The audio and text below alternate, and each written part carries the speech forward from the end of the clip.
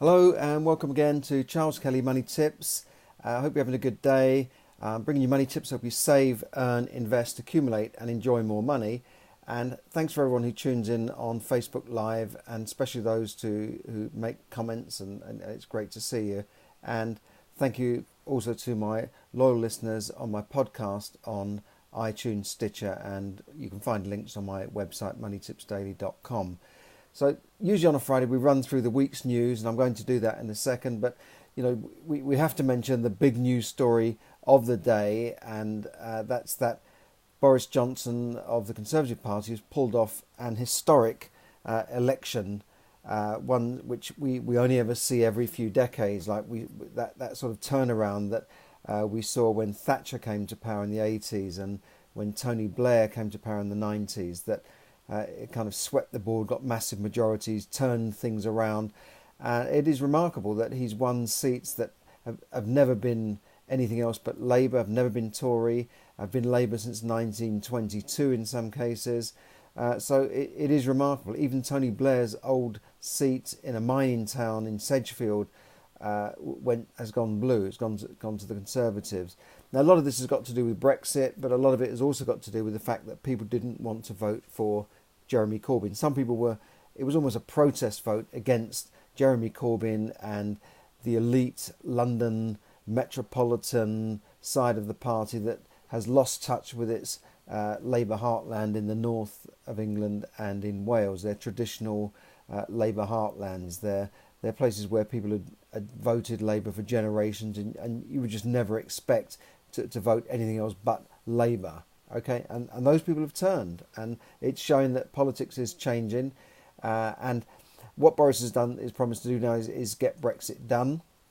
Now, when the election was on the 12th, which was yesterday, and they finish at 10 o'clock voting, and then they get all the ballot papers, which is still a manual system. They get all the ballot papers and count them until maybe 2 in the morning, sometimes 3 in the morning, sometimes even later, and then all the results are added up during the night. So we don't really know the full result until maybe 5, 6 in the morning. But it was evident from the start that things were going to go badly wrong for Labour and Jeremy Corbyn, and that's what happened. So during the night, you saw that seat after seat fell, and it swept Boris Johnson to power with a massive majority, and that means that now he can rule a party which he was unable to rule Parliament, which he was unable to do without a majority, and that's why he went for an election. So now he has a majority, he can move forward on his policies, and especially on Brexit. And actually the pound surged on news that he was going to win a majority, so the pound has gone up to its highest level for ages, and the stock market bounced up today as well. Now, I wouldn't suggest just, the stock market's going up, let's jump into the stock market. If you want to invest in stock markets, learn how to do it properly and look at companies that are worth investing in, rather than just putting your money into a unit trust type of thing, or just in anything in the stock market. And so we shall see what happens. Hopefully he'll keep good on his promises. He'll bring the country together and hopefully bring back some prosperity that we need to see in this country. We've had the tough times following the last Labour government. We've had some tough times. We've had to get rid of the deficit and deal with all of those things. We've had to all tighten our belts. But now we might see more government spending, which is always good for the economy. And yesterday we also talked about investors pulling millions out of the UK M&G property fund, which is indicative of the fact that they've lost confidence in this fund, so they're trying to pull their money out. But obviously they can't get their money out, so they suspended their money, the withdrawals, because if everyone tries to draw their money out, they would not be able to sell the properties fast enough that the fund owns. The underlying investments in the property are 91 commercial properties, and it's very difficult to just sell 91 commercial properties so everyone can have their money back. If the fund was wound up, then yes, you could start selling off the assets and paying everybody back. But clearly that's going to be difficult. So we'll see how that develops. I think I suspect that things will just settle down in the end, and that people will stop withdrawing the money. But millions have actually been drawn out so far. Now, I mentioned the analogy of if everyone went into the bank, excuse me, if everyone went into the bank tomorrow and tried to withdraw their money, it wouldn't be there because it's out there being invested. However, there's a story today that RBS, Royal Bank of Scotland, is paying out £40 million to customers who were skimmed. Their accounts were skimmed by staff who basically stole money from accounts, and they paid compensation to 730,000 customers after it was uncovered that a group of rogue staff were skimming cash on foreign money transfers for over 4 years. Incredible story. Foreign exchange desk workers were manipulating rates and skimming cash, and it means that they were basically stealing the money. I don't know how they thought they could not get caught. When I worked in a bank and in financial services, every month they published a list of staff that had been caught fiddling, and they've been sacked, and they usually went straight for prosecution, because eventually it comes out somewhere in the accounts or somewhere in audits. Other story is that Purple Bricks is about to test new fee structure to shore up its foundations. Purple Bricks is the estate agent that hasn't got any branches, and rather than just being a purely online company, they're a hybrid of online and estate agents where you have people you can speak to in call centres. In practice, I don't think it works very well. In fact, I went to view a property not so long ago through Purple Bricks. You go online, you have to log in, and the next time you log in, they've forgotten you, and you have to do it all again. They never remember your password. Anyway, I did this, got in, arranged the appointment, went down there in London, nobody in, and knocked on the door, nothing. Left a note, nothing. Then I got an email. I couldn't get hold of Purple Bricks. You can't get through to them. Then got an email back from them saying, "Why didn't you turn up for the appointment?" Hello. Tried to email them back, nothing. And it's just ridiculous. And then I recently saw a property advertised on Purple Bricks. Tried to get in. Can't remember my login is the same. And it was memorised on my phone, I think. And I tried to get in. No, it doesn't. We don't know who you are. So I just gave up in the end. But a lot of people are using Purple Bricks. They are getting through quite a few transactions. So it's not like they're not doing any business. But I've just found them very difficult. And it's also expanding abroad and that sort of thing. So the company said it refuses to disclose how many homes it actually sells, and said its UK listings market share was flat at 4.1%, and its share of completions rose by 280 basis points to 5.3%.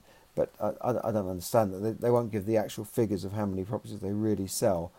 I wonder how many they sell. I mean, estate agents talk to me about people who've come to them after trying Purple Bricks. Other story I saw today was that house prices in real terms over a decade, would you say they've fallen, they've risen, gone up by much? What would you say in real terms? When we say in real terms, we talk about taking into account inflation. Well, surprisingly, house prices have fallen in real terms over the past 10 years. Over the past decade, yes, prices have gone up, but in real terms, they've fallen back when you take into account inflation. And we give the example here. This is a report compiled by Savills, the large estate agency group, shared exclusively with the Times to show that house prices in Great Britain, this is overall by the way, have risen by 34% on average in the past decade, but once adjusted for inflation, they've actually fallen by 0.3%, which is a bit of a blow when people think, well, my only investment is my home, my house. And it says here that there have been practically no real house price growth across the country as a whole. This is taken an average, and it's based on prices from the nationwide from 2009 to 2019. And the fact that parts of the country have been left behind, like the many parts of the northeast and parts of the Midlands that I saw had never risen since the last crash.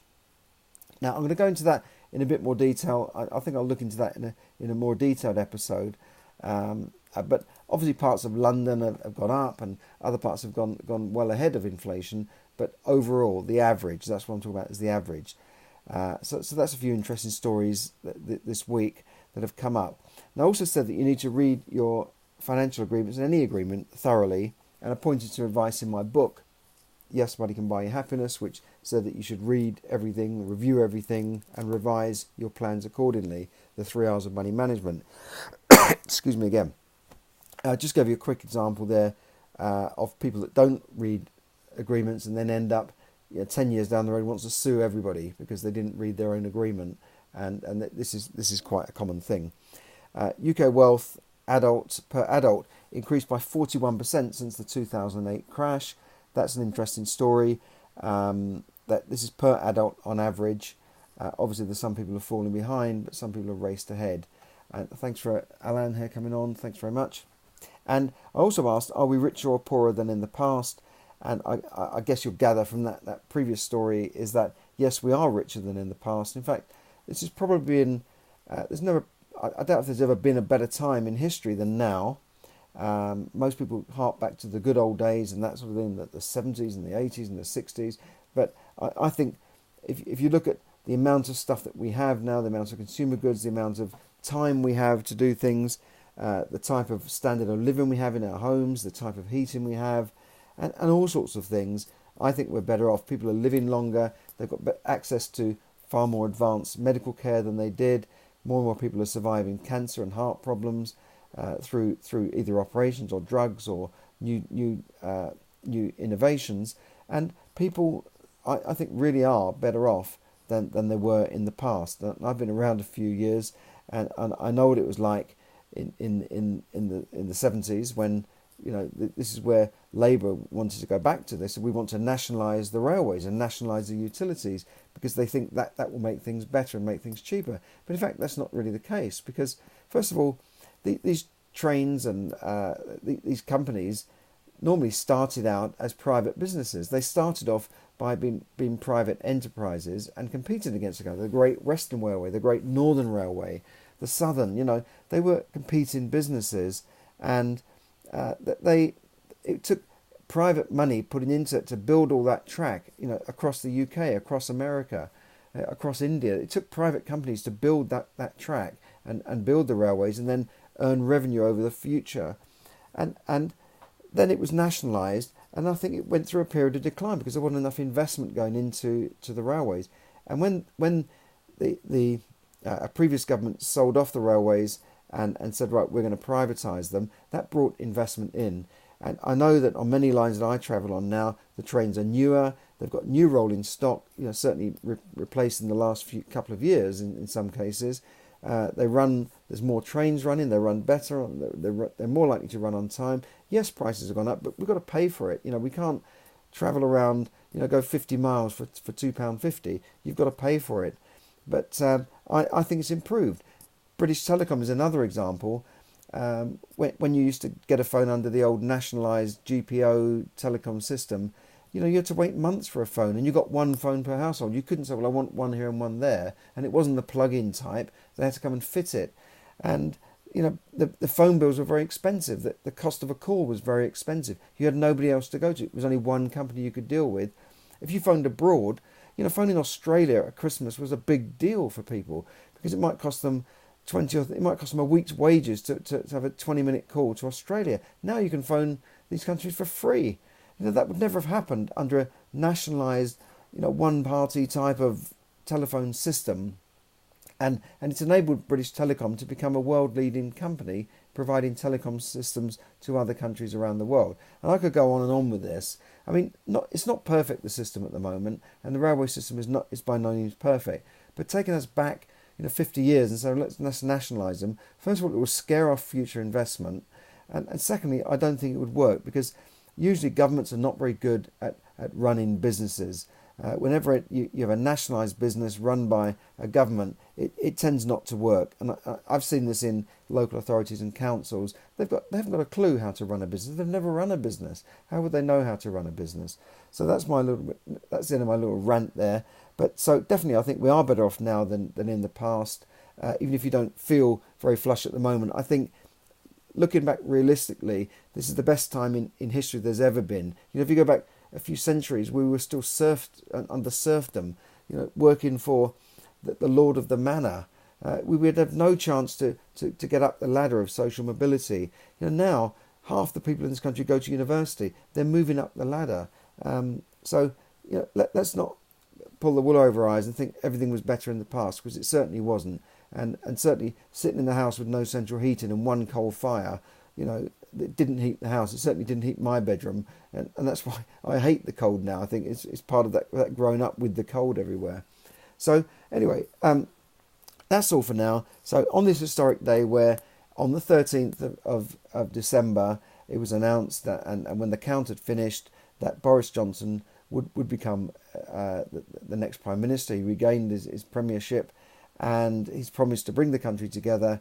And I hope we will see a new dawn of prosperity in the UK, and especially when Brexit goes through as well. And he's got a majority. He can run the country properly now. He can do his thing. I think he won nearly 260 seats. The next 360 seats, and behind them was Labour with 200 seats. So it is a huge majority, bigger than all the other parties put together. So there you go. Good luck to Boris and good luck to the Conservatives. I say that for all our sakes, because we want the country to do well, and I hope that this will be the start of good things in the country, and let's be positive about it, and let's move forward. But at the end of the day, we all run our own economy, so whatever the economy does, I have to think of my economy, my economy, the economy that I have to run. I have to get on with my life and get on with my business and whatever I do, and then it's a question of I have to row my own boat. No one's going to row it for me. So I think you have to do the same yourself. So thanks for listening. This has been Charles Kelly. Hi to everyone coming on there. Hi to Ronnie as well there. Hi, just give you a little wave there. Thanks for listening. This has been Charles Kelly bringing you money tips to help you save, earn, invest, accumulate, and enjoy more money. Thank you.